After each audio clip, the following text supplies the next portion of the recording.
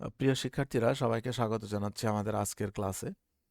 আমাদের আজকের ক্লাসের বিষয়বস্তু ভার্ব, এবং এই ভার্ব নিয়ে কিন্তু আমাদের আহ, সরাসরি প্রশ্ন আসে পরীক্ষায়, চাকরির পরীক্ষায়। এবং সেই সাথে এই ভার্বের উপরে ডিপেন্ড করে অনেক টপিক। যেমন ধরেন, ন্যারেশন করতে গেলে আমাদের ভার্ব লাগে, ভয়েস চেঞ্জ করতে গেলে আমাদের ভার্বের প্রয়োজন হয়। এছাড়া বিভিন্ন ধরনের প্রশ্নের উত্তর করতে গেলে আমাদের ভার্বগুলো জানা খুব জরুরি, তাই ভার্বগুলো আমাদের অবশ্যই পড়তে হবে। এবং ভার্ব থেকে সরাসরি প্রশ্ন তো হয়ই, সেটা তো আগেই বললাম। তো চলেন আমরা কথা না বাড়িয়ে ভার্ব সরাসরি শুরু করে দিই, যে ভার্ব কয় ধরনের। আচ্ছা, ভার্ব কোনটা থেকে কি শাখা প্রশাখা, এগুলা তার পরীক্ষা আসে না, এগুলা নিয়ে আমাদের এত মাথা ব্যথা করারও দরকার নেই। আমি আপনাদেরকে বেছে বেছে কয়েকটা ভার্ব করাবো, সেই ভার্বগুলো শুধু জানলে এবং চিনলে হবে, বাকিগুলো দরকার নেই। একদম সরাসরি পয়েন্টে চলে আসি। নাম্বার ওয়ান, প্রথম আমাদের যে ভার্বগুলা জানা দরকার সেটা হচ্ছে ফাইনাইট ভার্ব এবং নন ফাইনাইট ভার্ব। এইটা খুবই ইম্পর্ট্যান্ট, বিভিন্ন কারণে আমাদের প্রয়োজন হয়। একটা হলো ফাইনাইট আর একটা হচ্ছে নন ফাইনাইট। আচ্ছা, তো ফাইনাইট এবং নন ফাইনাইট ভার্ব কি কি কাজে লাগে, প্রথমে আগে সেই কথাটা বলি। ফাইনাইট এবং নন ফাইনাইট আমাদের ইনফিনিটিভ পার্টিসিপল এবং জিরান্ড আইডেন্টিফাই করতে লাগে। তারপরে একটা সেন্টেন্সের গঠন কাঠামোটা কিরকম, সিম্পল নাকি কমপ্লেক্স নাকি কম্পাউন্ড, অর্থাৎ সিম্পল কমপ্লেক্স কম্পাউন্ড চিনতে গিয়ে লাগে, বিভিন্ন কাজে আমাদের লাগে। তো ফাইনাইট এবং নন ফাইনাইট নিয়ে আমরা খুব সংক্ষেপে আলোচনা করব। প্রথমে আগে আমরা নন ফাইনাইট নিয়ে আলোচনা করব। দেখেন, নন ফাইনাইট নিয়ে আলোচনা করলে এরকম ব্যাপারটা হচ্ছে এই যে, যে ভার্বগুলার সাথে টু প্লাস ভার্ব থাকে, টু প্লাস ভার্ব যদি কোথাও দেখেন তাহলে বুঝবেন যে ওটা হচ্ছে একটা নন ফাইনাইট ভার্ব। আমি খুব সংক্ষেপে বলছি, বেশি আলোচনা করার কোনো দরকার আছে বলে মনে করি না। আর দুই নাম্বার হচ্ছে ভার্বের সাথে আইএনজি যোগ থাকবে, কিন্তু তার আগে কোনো অক্সিলারি ভার্ব থাকবে না। হ্যাঁ, আগে কোনো অক্সিলারি ভার্ব থাকবে না, পূর্বে কোনো অক্সিলারি ভার্ব থাকবে না।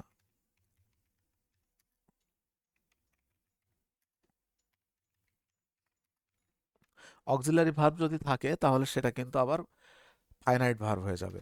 এবং আহ, তারপরেরটা হচ্ছে আমাদের ভার্বের পাস্ট পার্টিসিপল। ভার্বের পাস্ট পার্টিসিপল অর্থাৎ ভি থ্রি। আপনারা ভি থ্রি জানেন সবাই। ভার্বের পাস্ট পার্টিসিপল কাকে বলে, এটা আমি খুব সংক্ষেপে লিখলাম। ভার্বের পাস্ট পার্টিসিপল, এর আগেও কোনো অক্সিলারি ভার্ব থাকবে না। এই জিনিসগুলি যদি মনে রাখতে পারেন, যে আর আরেকটা আছে ডি নাম্বার, সেটাও বলে দিই, সেটা হলো having plus V three. Having plus V three, এক্ষেত্রেও কিন্তু ওই পূর্বে কোনো অক্সিলারি ভার্ব থাকলে চলবে না। এই জিনিসগুলো যদি হয় তাহলে মনে রাখবেন যে এগুলি হচ্ছে সব নন ফাইনাইট ভার্ব। আর এইগুলা বাদে, অর্থাৎ এই যে এই চারটা যে চার রকম বললাম, এইগুলা বাদে যত রকম আছে সবই হচ্ছে ফাইনাইট ভার্ব। আচ্ছা, তাহলে এই চার রকম হচ্ছে নন ফাইনাইট ভার্ব। এখন আমাদের দেখতে হবে, এই চার রকম দেখলেই তো হবে না, যে বুঝতে হবে যে আসলে কিরকম। তো প্রথমটার এক্সাম্পল আমরা দিই, দেখেন যেমন he wants to go to Dhaka. তো এই যে he wants to go to Dhaka, এখানে দেখেন এই প্রথমে একটা ওয়ান্টস একটা ভার্ব আছে, আর পরে টু গো একটা ভার্ব আছে। তো এই যে পরে টু গো যে ভার্বটা, এটা হলো নন ফাইনাইট ভার্ব। ওয়ান্টসটা এখানে ফাইনাইট ভার্ব, টু গোটা হচ্ছে নন ফাইনাইট ভার্ব। কারণ টু ভার্বের আগে টু থাকলে সেটা নন ফাইনাইট ভার্ব হবে।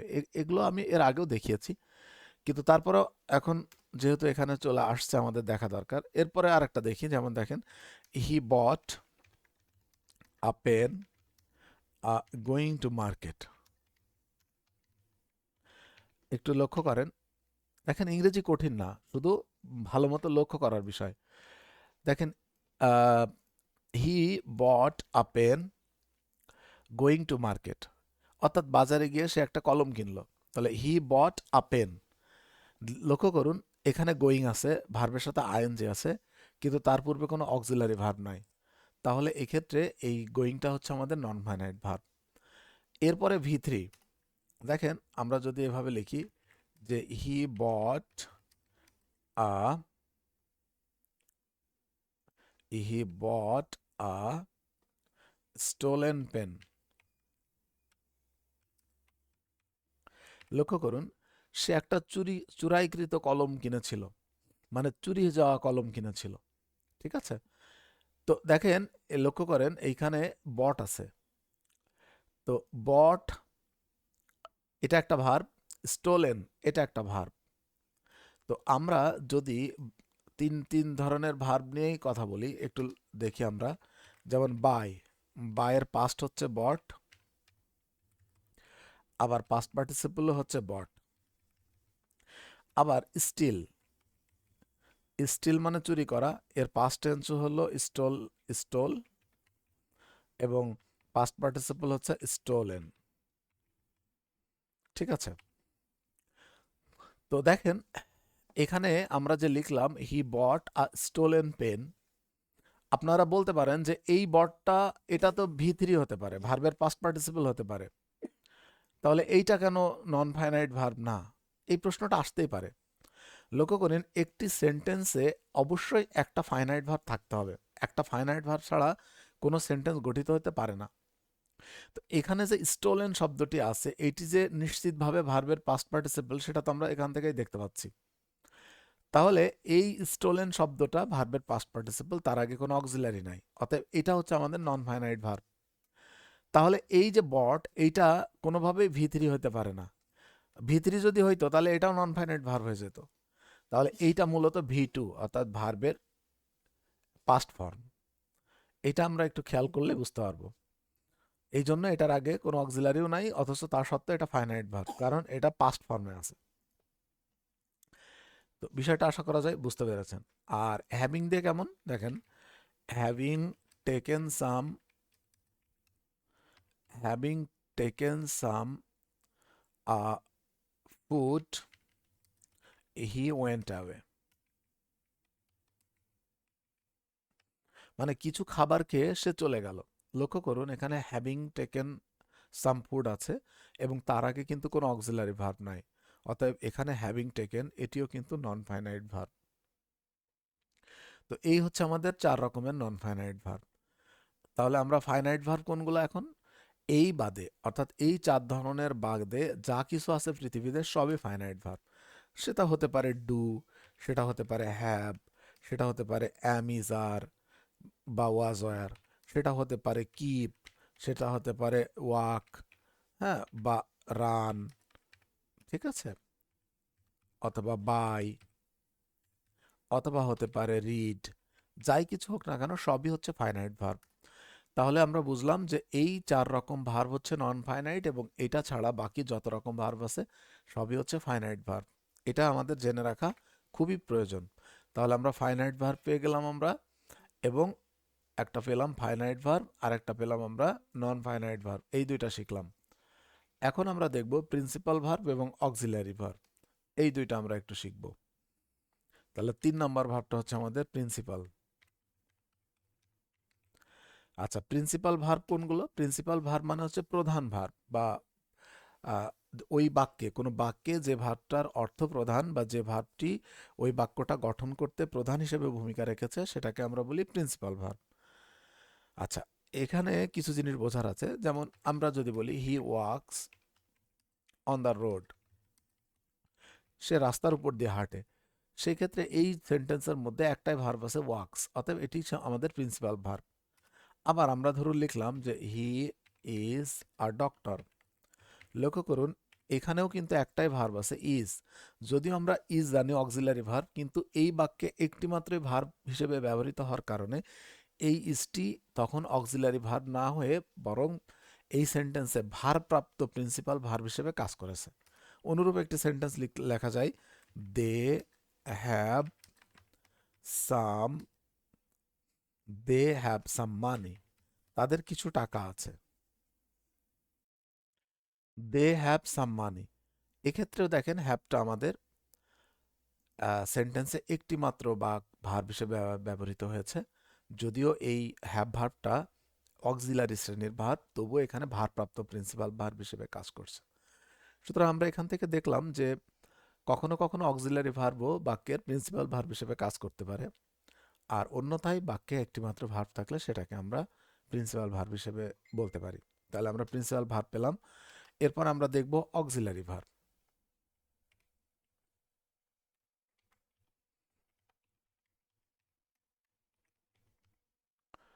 অক্সিলারি ভার্ব কোনগুলা? নর্মালি অ্যাম, ইজ, আর, তারপরে ওয়াজ, তারপরে ওয়ার, তারপরে have, has, had, do, does এবং ডিড। এছাড়া কিছু মডাল অক্সিলারি আছে, সেগুলোকে আমরা অক্সিলারির মধ্যে বলতে পারি, যেমন can, could, shall, should, will, would, may, might. এগুলা কিন্তু আবার আমাদের মডাল অক্সিলারি, আপনারা একটু মাথায় রাখবেন। তো যাই হোক, ডিড আমরা সবগুলোই লিখে দিই, মডালগুলোও লিখে দিই। মডালগুলো আলাদা লাইনে লিখছি আমরা। Can, could, shall, should, will, would, may, might. ঠিক আছে, মে, মাইট, এগুলো। এছাড়া আরও কিছু আছে, ডিফেক্টিভ ভার্ব আছে, ওগুলো আমাদের দরকার নেই, আমরা মোটামুটি এইগুলা নিয়ে আমরা আলোচনা করব। এইগুলি নর্মালি অক্সিলারি ভার্ব, এবং এই অক্সিলারি ভার্বের মধ্যে এই যে যে অক্সিলারি ভার্বগুলো উপরে লাইনে লিখেছি, এগুলো প্রায় সেন্টেন্সকে সাহায্য করতে, অন্য ভার্বকে সাহায্য করতে ব্যবহৃত হয়। আর নিচের যে মডেলগুলো দেখছেন, এই মডেলগুলোও আমাদের সাধারণত অক্সিলারি ভার্বের মতো করে আচরণ করে, আবার কখনো প্রিন্সিপাল ভার্বের মতো করেও আচরণ করে, এবং কখনো কখনো বিশেষ নিয়মে ব্যবহৃত হয়। তো আমরা একটু অক্সিলারি ভার্বগুলো একটু দেখব। যেমন আমরা লিখতে পারি I am going to market. আমি মার্কেটে যাচ্ছি। এক্ষেত্রে আপনারা দেখতে পাচ্ছেন যে অ্যাম ভার্বটা গো ভার্বকে আইএনজি ফর্ম নিতে সাহায্য করেছে, অতএব কন্টিনিউয়াস টেন্স হতে সাহায্য করেছে। সেজন্য এক্ষেত্রে অ্যামটা হচ্ছে অক্সিলারি ভার্ব এবং গোয়িংটা হচ্ছে প্রিন্সিপাল ভার্ব। লক্ষ্য করুন, এখানে কিন্তু যখন দুইটা ভার্ব থাকবে তখন এই যেটা মূল ভার্ব সেটাকে আমরা বলবো প্রিন্সিপাল ভার্ব, এবং যেটা অক্সিলারি সেটাকে আমরা বলবো অক্সিলারি ভার্ব। অন্য আর আগের সেন্টেন্সগুলোতে আমরা দেখেছিলাম, দেখেন এই ইজ, যেমন আই অ্যাম, আমি যদি এখানে লিখতাম আই অ্যাম আ স্টুডেন্ট, তাহলে এই অ্যামই তখন এই বাক্যের প্রিন্সিপাল ভার্ব হিসেবে কাজ করতো, ভারপ্রাপ্ত প্রিন্সিপাল ভার্ব হিসেবে কাজ করতো। কিন্তু এক্ষেত্রে আবার এটা অক্সিলারি ভার্ব হিসেবে কাজ করেছে। এইটাই মূলত মূল বিষয়। আরেকটা কথা বলে রাখি যে এই মডেল অক্সিলারি যেগুলি আছে, এটা আপনারা নোট হিসেবে রাখবেন। মডেল অক্সিলারি যেগুলো আছে, এইগুলোর পরে যদি কখনো ভার্ব বসে, তাহলে সবসময় ভার্বের বেস ফর্ম বসবে। হ্যাঁ, বেস, অর্থাৎ ভার্বের 1 নম্বর ফর্ম এটা বসবে। ঠিক আছে, এটা আপনারা একটু মাথায় রাখবেন। ব্যাস, তাহলে প্রিন্সিপাল ভার্ব হয়ে গেল, অক্সিলারি ভার্ব হয়ে গেল। এরপরে দেখবো আমরা ট্রানজিটিভ ভার্ব। ট্রানজিটিভ ভার্ব কাকে বলে? বাংলাতে ট্রানজিটিভ ভার্বকে বলে সকর্মক, অর্থাৎ কর্ম আছে যার, অর্থাৎ যে ভার্বের অবজেক্ট আছে সেটাকে আমরা বলি ট্রানজিটিভ ভার্ব। আমি দুটো তিনটা বাক্য লিখলে বুঝতে পারবেন। যেমন আমি যদি লিখি Kamal goes to school everyday, আচ্ছা স্কুল পর্যন্ত লিখলেই চলছে। আরেকটা লিখলাম যে কামাল লাইকস স্কুল। দেখেন দুইটা বাক্য লিখেছি, খুব মনোযোগ দিয়ে দেখলে আপনারা একটা বাক্য দিয়েই শিখে যাবেন। Kamal goes to school, Kamal স্কুলে যায়। তো এক্ষেত্রে কামাল, এখানে গোজ হচ্ছে আমাদের একটা ভার্ব এবং লাইকস হচ্ছে আরেকটা ভার্ব। তো প্রথম বাক্যে আমরা দেখব যে এই বাক্যে কি কি আছে। তো কামাল এটা সাবজেক্ট আমরা জানি, কামাল গোজ, কামাল যায়, কামাল কোথায় যায়? কামাল স্কুলে যায়। লক্ষ্য করুন, যদি, এখানে নোট রাখবেন এভাবে যে যদি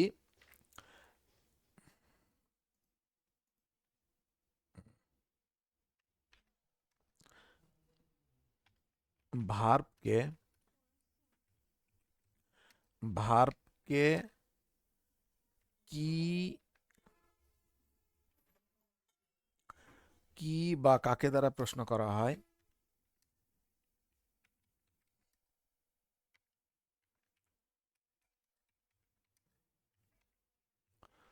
ভার্বকে কি বা কাকে দ্বারা প্রশ্ন করা হয়, তবে যে উত্তর পাওয়া যায়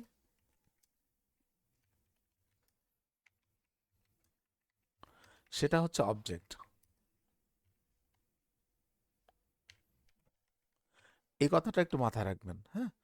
দেখেন, আমি ইংরেজি আপনাদেরকে এই যে ধারাবাহিকভাবে পড়াচ্ছি, আমার বিশ্বাস যে আপনারা যদি ক্লাসগুলো ঠিকমতো করেন এবং একটু নোট টোট করেন, একটু চিন্তা করেন, একটু পড়েন বাড়িতে, একটু মানে মাথার ভিতরে একটু বোঝার চেষ্টা করেন, তাহলে আপনাদের আশা করা যায় ইংরেজিতে আর সমস্যা থাকবে না। কিন্তু আপনারা সেটাই তো করেন না। দেখেন, ভার্বকে কি বা কাকে দ্বারা যদি প্রশ্ন করা হয় তবে যে উত্তর পাওয়া যায় সেটাই হচ্ছে অবজেক্ট। তাহলে এখন আমরা দেখি একটু এখানে এই টু স্কুলটা কি অবজেক্ট কিনা। Kamal goes to school, Kamal স্কুলে যায়। কামাল কি যায়, তার উত্তর কখনো স্কুল হয় না। কামাল কাকে যায়, সেটার উত্তরও স্কুল হয় না। সুতরাং টু স্কুল আমাদের অবজেক্ট না। অতএব এই যে গোজ ভার্বটা, এই ভার্বটা কিন্তু আমাদের ট্রান্সিটিভ ভার্ব না। কিন্তু এখানে যদি আমরা দেখি Kamal likes school, Kamal school পছন্দ করে। কামাল কি পছন্দ করে, স্কুল পছন্দ করে। এক্ষেত্রে কিন্তু স্কুলটা আমাদের অবজেক্ট, কি বা কাকে দ্বারা প্রশ্ন করলে আমরা পাচ্ছি। সুতরাং এক্ষেত্রে আমাদের স্কুলটা যেহেতু অবজেক্ট, অতএব লাইকসটা হচ্ছে আমাদের ট্রান্সিটিভ ভার্ব। মনে রাখতে হবে, যে যে ভার্বের অবজেক্ট থাকে সেই ভার্বটাকে আমরা বলি ট্রান্সিটিভ ভার্ব। এরকম আরও আপনারা অন্তত 10টা ট্রানজিটিভ ভার্ব নিজের মনের কাছে নিজে প্রশ্ন করবেন, হ্যাঁ, খাতায়, আর উত্তর নিয়ে নেবেন। নিজের মনের কাছে নিজে প্রশ্ন করে সেন্টেন্স তৈরি করবেন, করে প্রয়োজনে আমার সাহায্য নেবেন। ঠিক আছে? এই এরপর আসি তাহলে আমরা ইনট্রানজিটিভ ভার্ব কাকে বলে। ট্রানজিটিভ ভার্ব দেখলাম, এরপর ইনট্রানজিটিভ ভার্ব। আচ্ছা, ইনট্রানজিটিভ ভার্ব হচ্ছে যে ভার্বের অবজেক্ট নাই, সেগুলাকে আমরা বলি ইনট্রানজিটিভ ভার্ব। তাহলে অবজেক্ট নাই কোনগুলার? এই যে উপরে একটা সেন্টেন্স লিখলাম, এটারই তো অবজেক্ট নাই, তাই না? এই যে কামাল গোস টু স্কুল, তাহলে গোসটা হচ্ছে ইনট্রানজিটিভ ভার্ব। যেমন আমরা যদি লিখি যে দ্য গার্ল লাভ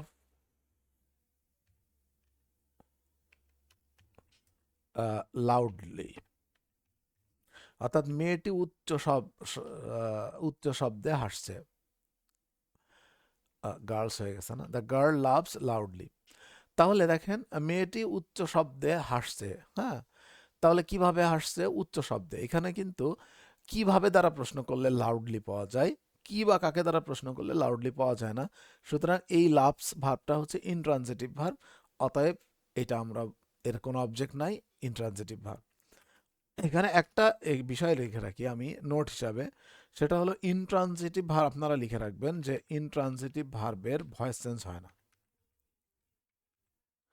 ইনট্রানজিটিভ ভার্বের ভয়েস চেঞ্জ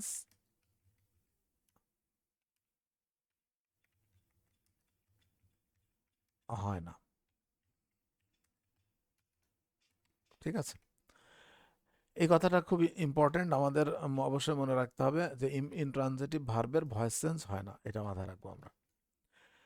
তো যাই হোক, তাহলে ট্রানজিটিভ এবং ইনট্রানজিটিভ চিনলাম। এরপরে 7 নম্বর যে ভার্বটা আমরা চিনবো সেটাকে আমরা বলবো লিঙ্কিং ভার্ব। আচ্ছা, লিঙ্কিং ভার্ব কোনগুলো? আচ্ছা, একটা সাবজেক্ট, তাহলে সাবজেক্ট এবং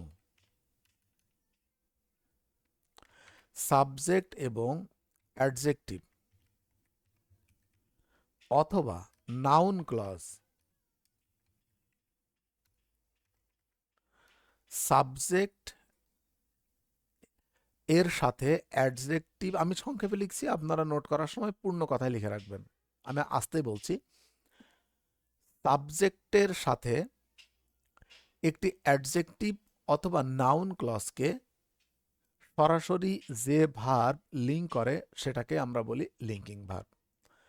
তাহলে সহজ কথায় বলতে গেলে কি, লিঙ্কিং ভার্ব, তাহলে subject plus linking verb plus adjective, সহজ কথায় বলতে গেলে। তো বিষয়টা কেমন আমরা একটু দেখি, তাহলে বুঝতে পারবো। আমরা যদি বলি যে হি বিকেম হ্যাপি, সে সুখী হলো। লক্ষ্য করুন, এখানে হিটা হচ্ছে সাবজেক্ট আর হ্যাপিটা হচ্ছে অ্যাডজেক্টিভ, এবং তার মাঝখানে বিকেম বসেছে। অর্থাৎ এই বিকেম শব্দটা দুইটা জিনিসকে, এই হি এবং হ্যাপিকে একসাথে লিঙ্ক করছে। অর্থাৎ বিকেমটা হচ্ছে আমাদের অ্যাডজেক্টিভ। অথবা আমরা যদি বলি ইট সাউন্ডস গুড, আচ্ছা ইট সাউন্ডস ওয়েল দিই আমরা, ইট সাউন্ডস ওয়েল, গুডই দিই, গুড দিলেও হবে, সমস্যা নেই। এটা শুনতে ভালো শোনাচ্ছে, তাহলে ইট এবং গুডের মধ্যে লিঙ্ক করছে সাউন্ডস, আর এক্ষেত্রে গুডটা হচ্ছে অ্যাডজেক্টিভ, তাহলে এটা হচ্ছে লিঙ্কিং ভার্ব। যেমন দে ফিল কোল্ড, তারা শীত শীত অনুভব করছে, সেই ক্ষেত্রে ওই একই রকম হবে। অথবা আমরা যদি বলি যে we sorry we became, we became তো আমরা বিকেম শব্দ একবার ব্যবহার করেছি। আচ্ছা, অথবা আমরা যদি বলি হানি টেস্ট সুইট, তাহলে সুইট হচ্ছে অ্যাডজেক্টিভ এবং হানিটা হচ্ছে আমাদের সাবজেক্ট, এবং এই দুইটার মধ্যে টেস্ট কথাটা আমাদের লিঙ্ক করছে বলে এই টেস্ট হচ্ছে আমাদের লিঙ্কিং ভার্ব। এটা আমরা মনে রাখবো। তাহলে হানি টেস্ট সুইট এটাও কিন্তু লিঙ্কিং ভার্বের উদাহরণ। তাহলে এইরকম ভাবে, অথবা নাউন ক্লজ, নাউন ফ্রেজ যেটা বললাম, যেমন হি বিকেম এ ডক্টর। লক্ষ্য করুন, হি বিকেম এ ডক্টর, এখানে বিকেম শব্দটা হচ্ছে লিঙ্কিং ভার্ব, কারণ এ ডক্টরটা হচ্ছে আমাদের নাউন ফ্রেজ এবং হিটা হচ্ছে সাবজেক্ট, সাবজেক্ট এবং নাউন ফ্রেজের মধ্যে লিঙ্ক করছে বলে এই বিকেমটাকে আমরা তখন বলবো যে লিঙ্কিং ভার্ব। তাহলে আশা করা যায় লিঙ্কিং ভার্ব কাকে বলে এটা আমরা চিনতে পারলাম। আপনারা খাতায় নোট করে রাখবেন সুন্দর করে, আর যখনই নোট করতে যাবেন দেখবেন যে আপনাদের বিভিন্ন প্রশ্ন আসবে মাথার মধ্যে, আপনারা সাথে সাথে আমাকে প্রশ্ন করবেন। যদি আপনারা জীবনেও এগুলো করেন না, তারপরেও আমি বলবো যে আপনারা করবেন, একটু পড়ালেখায় সিরিয়াস হন, সিরিয়াস হলে এমন কিছু ক্ষতি হয়ে যাবে না আপনাদের। আচ্ছা, তো তারপরে লিঙ্কিং ভার্বের পরে আমরা দেখব ফ্যাক্টিটিভ ভার্ব। ভালো প্রশ্ন করেছেন, নিশাদ প্রশ্ন করেছে আই হ্যাভ আ কাউ। লক্ষ্য করুন, আমার একটা গরু আছে, এই ক্ষেত্রে এই কাউটা কি ধরনের? আচ্ছা, একটু খেয়াল করতে হবে, এই প্রত্যেকটা linking verb, I have a cow এর মধ্যে দেখেন এ কাউ, এটা কিন্তু আমাদের একটা নাউন নাউন ফ্রেজ, আবার এটা হলো সাবজেক্ট, তাহলে হ্যাভটা কি লিঙ্কিং ভার্ব? প্রশ্ন থাকতে পারে, গুড প্রশ্ন। না, হ্যাভটা হচ্ছে লিঙ্কিং ভার্ব না। কি জন্য লিঙ্কিং ভার্ব না সেটাও আমি বলছি। লক্ষ্য করুন, এক্ষেত্রে হি বিকেম হ্যাপি, কারা হ্যাপি হয়েছিল? হ্যাপি কারা? যারা হি, মানে যে হি সেই হ্যাপি, অর্থাৎ এই হ্যাপিটা হচ্ছে একটা অ্যাডজেক্টিভ কমপ্লিমেন্ট, কারণ যখন যেই এবং সেই একই জিনিস হয় তখন সেটাকে আমরা বলি কমপ্লিমেন্ট। তাহলে হি এর অবস্থাটা কি? হ্যাপি। গুডটা কি? ইট, ইটটা গুড। আচ্ছা, কোল্ড, কোল্ড মানে ঠান্ডা, ঠান্ডা শীতল বা শীত অনুভব করছে কারা? এই দেরা। সুইট মিষ্টি, কোনটা মিষ্টি? হানি। কিন্তু তারা ডাক্তার হলো, ডাক্তারকে এই যে সে, কিন্তু আমি কি গরু? আমি গরু না, যেহেতু আমি গরু না এবং আমার সাথে গরুর কোনো সম্পর্ক নেই। হ্যাঁ, যখন এখানে দের সাথে কোল্ডের সম্পর্ক আছে, ইটের সাথে গুডের সম্পর্ক আছে, হিয়ের সাথে ডক্টরের সম্পর্ক আছে, আমার সাথে গরুর কোনো সম্পর্ক নেই। গরু একটা আলাদা জিনিস, আমি একটা আলাদা জিনিস। এই ক্ষেত্রে হ্যাপটা হচ্ছে লিঙ্কিং ভার্ব না, বরং হ্যাপটা হচ্ছে সাধারণ টাইপের একটা ভার্ব, এবং এটা হচ্ছে একটা প্রিন্সিপাল ভার্ব। এগুলোও প্রিন্সিপাল ভার্ব, বিকেএমেও প্রিন্সিপাল ভার্ব, একই সাথে এটা একটা প্রিন্সিপাল ভার্ব, এটা একটা ফাইনাইট ভার্ব, এটা একটা লিঙ্কিং ভার্ব, কিন্তু এইটা হচ্ছে আমাদের শুধুই একটা প্রিন্সিপাল ভার্ব। এটা হচ্ছে আমাদের অক্সিলারি ভার্ব, প্রিন্সিপাল ভার্ব হিসেবে অ্যাক্ট করছে এই সেন্টেন্সে, এটা কিন্তু কোনো লিঙ্কিং ভার্ব নয়। একটা ভালো প্রশ্ন ছিল। তো আশা করা যায় তাহলে আমরা লিঙ্কিং ভার্ব বুঝতে পেরেছি। তাহলে আমাদের লিঙ্কিং ভার্ব হতে হলে এই এই পাশের সাবজেক্ট এবং এই পাশের যেটা থাকবে সেই কমপ্লিমেন্ট, সেটা তার কমপ্লিমেন্ট হতে হবে, অর্থাৎ তার সাথে তার সরাসরি সংযোগ থাকতে হবে। আচ্ছা, যদি কোনো অক্সিলারি ভার্ব, যদি কোনো অক্সিলারি ভার্ব সেন্টেন্সের প্রিন্সিপাল ভার্ব হিসেবে কাজ করে, আবারও বলছি, যদি কোনো অক্সিলারি ভার্ব কোনো সেন্টেন্সের প্রিন্সিপাল ভার্ব হিসেবে কাজ করে, তাহলে ওই সেন্টেন্সের প্যাসিভ করা সম্ভব হয় না, অর্থাৎ ওই সেন্টেন্সের প্যাসিভ করা যায় না। এটা আমরা তাহলে মনে রাখবো যে অক্সিলারি ভার্ব যদি কোনো সেন্টেন্সের প্রধান ভার্ব হিসেবে কাজ করে, তাহলে ওই সেন্টেন্সের প্যাসিভ করা যায় না বা প্যাসিভ করা হয় না। অনেকে আই হ্যাভ এ কাউ এটাকে আবার এভাবে চিন্তা করে, a cow is had by me. এটা চরমভাবে একটা ভুল সেন্টেন্স এবং এই ধরনের বাক্য লেখা যাবে না। ঠিক আছে, এই ধরনের বাক্য লেখা যাবে না। এ ধরনের বাক্য চরমভাবে ভুল বাক্য। আই হ্যাভ এ কাউ, এটার প্যাসিভ এভাবে করা যাবে না। আচ্ছা, তাহলে আমরা লিঙ্কিং ভার্বগুলো চিনলাম। এই জন্যই তো লিঙ্কিং ভার্ব চেনাটা এত জরুরি ছিল। এগুলো না দেখলে, এগুলোর সম্পর্কে ভালো মতো আইডিয়া না থাকলে সমস্যা। আচ্ছা, এরপর লিঙ্কিং ভার্ব ছিল 7 নম্বর। এরপরে আমরা 8 নম্বর পড়বো আজকে, ফ্যাক্টিটিভ ভার্ব।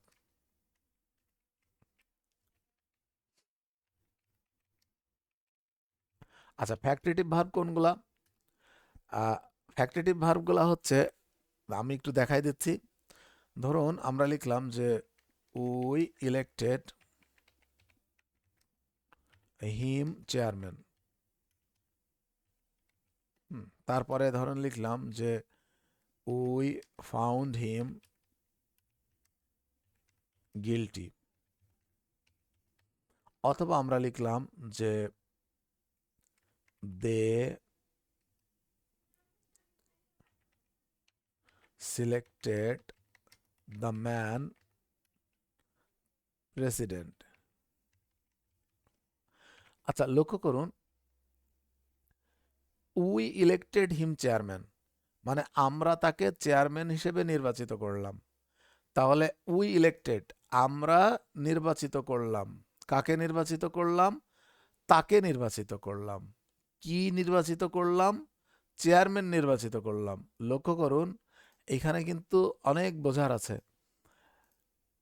আমরা ইলেক্টেড, ইলেক্ট মানে হলো নির্বাচিত করা। আমরা নির্বাচিত করলাম। কি নির্বাচিত করলাম? সরি, কাকে নির্বাচিত করলাম? তাকে। তাহলে কাকে দ্বারা প্রশ্ন করার কারণে হিমটা হচ্ছে আমাদের একটা অবজেক্ট। আর কি নির্বাচিত করলাম? চেয়ারম্যান নির্বাচিত করলাম, এটা হচ্ছে আর একটা অবজেক্ট। লক্ষ্য করলে দেখা যাবে যে এই চেয়ারম্যানটাকে, এই যে হিম, অর্থাৎ যাকে নির্বাচিত করলাম সেই তো চেয়ারম্যান, তাই না? তাহলে এই অবজেক্টটা, এই চেয়ারম্যান যে অবজেক্টটা, এই অবজেক্টটা হিমের সরাসরি সম্মানসূচক কোনো কিছু, বা তার পদমর্যাদা, বা তার পেশাগত কোনো ব্যাপারকে নির্দেশ করে। সহজ কথায়, এই চেয়ারম্যান যদি এই হিমের উপাধি হয়, অর্থাৎ এই অবজেক্টটা যদি এই অবজেক্টটার উপাধি হয়, তাহলে সেই ভার্বগুলোকে আমরা বলি ফ্যাক্টিটিভ ভার্ব। আর এই ধরনের অবজেক্টকে আমরা বলি ফ্যাক্টিটিভ অবজেক্ট। আবারও বলছি, একটি ট্রানজিটিভ ভার্বের বা একটি ভার্বের যদি দুটি অবজেক্ট থাকে এবং একটি অবজেক্ট যদি আরেকটি অবজেক্টের পদমর্যাদা নির্দেশ করে, তাহলে ওই ভার্বকে বলা হয় ফ্যাক্টিটিভ ভার্ব এবং ওই অবজেক্টকে বলা হয় ফ্যাক্টিটিভ অবজেক্ট। অনুরূপভাবে দেখি, উই ফাউন্ড হিম গিলটি, আমরা তাকে গিলটি পেলাম। তাহলে দেখুন, এই গিলটিটা হচ্ছে সে। তাহলে হিম এবং হিম হচ্ছে একটা অবজেক্ট এবং গিল্টটা হচ্ছে আর একটা অবজেক্ট, এবং সেই ক্ষেত্রে আমাদের হিমের যে উপাধি, সেই উপাধি হলো গিল্টি। আবার যে the man, they selected the man president, তাহলে দ্য ম্যান কাকে নির্বাচিত করেছিল? দ্য ম্যানকে নির্বাচিত করেছিল। কি নির্বাচিত করেছিল? প্রেসিডেন্ট নির্বাচিত করেছিল। তাহলে এইটা হচ্ছে একটার পদমর্যাদা। সুতরাং এই ভার্বগুলোকে আমরা বলি ফ্যাক্টিটিভ ভার্ব। এরকম ডাবল অবজেক্ট আলা অন্য সেন্টেন্স আছে যেখানে কিন্তু এগুলো ফ্যাক্টিটিভ ভার্ব হয় না। যেমন ধরুন, যেমন উই উই না দিলে my father then, my father gave me a shirt. লক্ষ্য করুন, আমার বাবা আমাকে একটা শার্ট দিয়েছিলেন। আমাকে দিয়েছিলেন, কি দিয়েছিলেন? শার্ট দিয়েছিলেন। তো সেই হিসেবে কিন্তু দুইটাই আমাদের অবজেক্ট।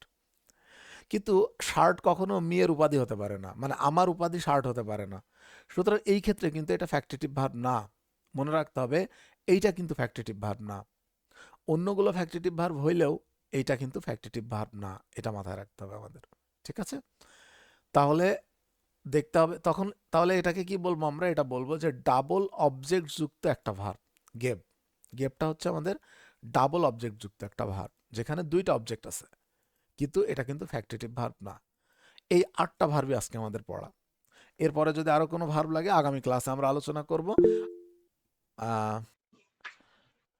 তার আগে আর্টিকেল বসবে না, ব্যাপারটা এরকম না। যেমন হি গেভ মি আর্টিকেল বসবে না, হ্যাঁ, আর্টিকেল বসানোর প্রয়োজন পড়বে না, কারণ আর্টিকেল বসাইলে তখন সেটা অন্য অর্থ দিয়ে দিতে পারে, এই জন্য আর্টিকেল বসবে না। ঠিকই আছে। আচ্ছা, তো এই আটটায় আর কারো কোনো প্রশ্ন আছে আমাদের? কেউ কোনো প্রশ্ন করতে চাই? মিঠুন একটা প্রশ্ন করলো, এছাড়া আর কারো কোনো প্রশ্ন আছে কিনা? আচ্ছা, কারো কোনো প্রশ্ন নাই। ঠিক আছে, তাহলে এই ফ্যাক্টিটিভ ভার্ব এই পর্যন্তই। আপনারা নোট টোট করবেন, হ্যাঁ। মনে রাখবেন, ইংরেজি শিখতে গেলে আপনাদের কষ্ট করতে হবে, নোট করতে হবে, সেগুলো একটু ভাই, পড়। আমি লিঙ্কিং ভার্বের ওইখানে একটু স্ক্রল করে একটু উপরের দিকে যান, ওইখানে আপনি নাউন ক্লজ লিখে ফেলেছেন। ও নাউন, সরি, নাউন ক্লজ না, এটা নাউন ফ্রেজ হবে, দুঃখিত। এটা নাউন ফ্রেজ হবে, হ্যাঁ। অ্যাডজেক্টিভ অথবা নাউন ফ্রেজ, আমি মনের ভুলে লিখে ফেলেছি, দুঃখিত। অ্যাডজেক্টিভ অথবা নাউন ফ্রেজ। তো এই এই আটটা ভার্ব আপনারা খুব ভালো মতো পড়ে নেবেন আগামী দিন। ঠিক আছে, আপনারা যদি প্রত্যেক দিনের কাজ প্রত্যেক দিন করেন, প্রত্যেক দিনের পড়াগুলো প্রত্যেক দিন ভালো মতো পড়েন, দেখবেন যে ইংরেজি আপনাদের কাছে খুব দ্রুত, খুব সহজ হয়ে যাবে, পানির মতো সহজ হয়ে যাবে। তো ঠিক আছে, আজকে তাহলে এই পর্যন্তই শেষ।